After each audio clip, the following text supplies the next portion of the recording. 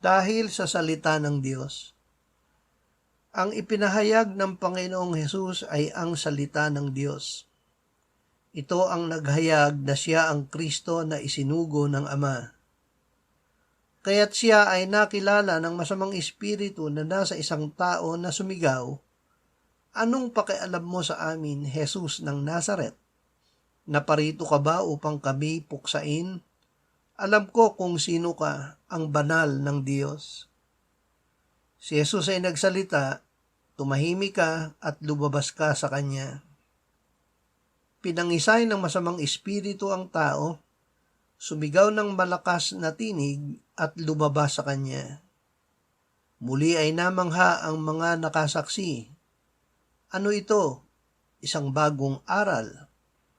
May kapangyarihan siyang mag-utos maging sa masasamang espiritu at siya'y kanilang sinusunod. Ang aral ay hindi bago. Ito ay mula sa Diyos Ama mula pa noong una.